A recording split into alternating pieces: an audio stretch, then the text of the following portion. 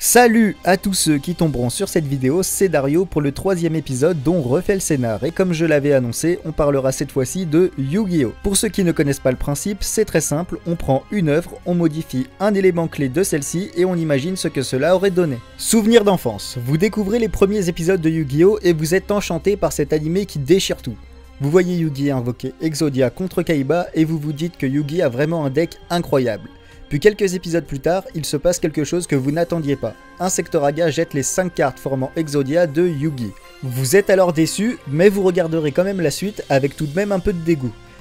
Et des années plus tard, vous tombez sur cette vidéo dans laquelle on va imaginer ce qu'il se serait passé si Insectoraga n'avait pas jeté les cartes de Yugi. Et on le fera en 3 parties. Dans la première, on se questionnera sur l'intérêt des duels. Dans la seconde, on évoquera les cartes signatures. Et enfin, dans la dernière, on parlera du duel contre Pegasus. Eh oui, puisqu'on ne va pas se mentir, dans les duels impliquant Yugi, on aurait tous attendu ceci. Alors au début, on aurait sûrement été scotché devant notre écran à attendre qu'il réussisse à réunir les 5 membres d'Exodia, mais petit à petit, on se serait lassé, non? L'intérêt des duels, c'est que Yugi trouve à chaque fois une nouvelle stratégie pour gagner, avec une multitude de cartes différentes. Si la seule stratégie avait été invoquer Exodia, ça aurait été un peu de la merde, un peu comme ce que je viens de dire. Eh oui, parce que les adversaires de Yugi auraient tous essayé de l'empêcher d'invoquer Exodia.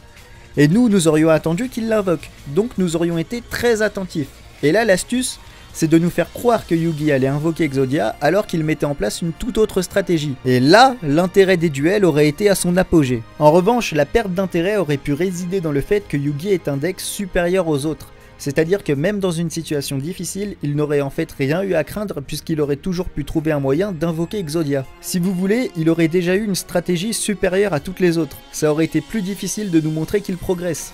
Enfin, on l'aurait vu progresser, apprendre de nouvelles stratégies, réussir à invoquer Exodia contre des adversaires qui avaient tout prévu pour l'en empêcher, mais on aurait su que de toute façon, il avait un meilleur deck que les autres.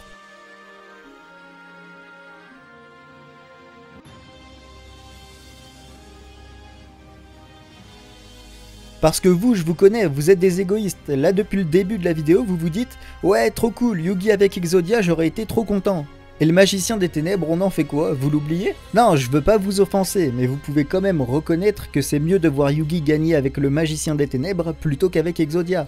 Parce qu'on peut imaginer une relation amicale entre Yugi et le magicien, par contre avec Exodia c'est plus compliqué. Et là il aurait fallu intégrer Exodia aux cartes signature de Yugi. C'est un avis personnel, mais bien qu'il soit puissant, je le trouve beaucoup moins charismatique que le magicien.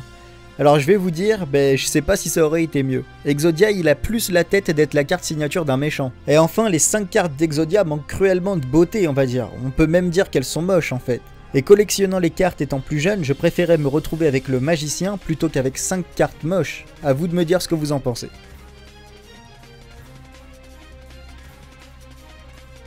A la fin de l'arc au royaume des duellistes, Yugi affronte Pegasus afin de remporter le tournoi. La particularité de Pegasus, c'est qu'il peut voir les cartes que son adversaire a en main grâce à son œil du Millennium. Pour invoquer Exodia, il n'est pas nécessaire de poser les 5 membres sur le terrain, il suffit de les avoir en main. Donc à chaque tour, Pegasus aurait été au courant du nombre de cartes Exodia que Yugi a en main. Exodia étant la plus grande menace du jeu de Yugi, Pegasus aurait su à quel moment il devait s'inquiéter. Et souvenez-vous, tout à l'heure j'ai dit que lors des duels, Yugi aurait pu faire croire qu'il invoquerait Exodia pour mettre en place une autre stratégie.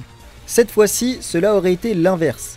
Sachant que Pegasus pouvait voir les cartes de Yugi, cela aurait été fou qu'il veuille invoquer Exodia. Et justement, Yugi aurait donc fait croire qu'il faisait une autre stratégie pendant qu'il essayait en réalité de l'invoquer. Il aurait bien évidemment réussi, gagné le match et le tournoi. L'arc aurait donc fini comme il l'a commencé, Yugi remporte un match contre un adversaire ayant a priori un avantage grâce à Exodia. Du coup, entre le début et la fin de l'arc, est-ce qu'on aurait pu dire que le héros a progressé?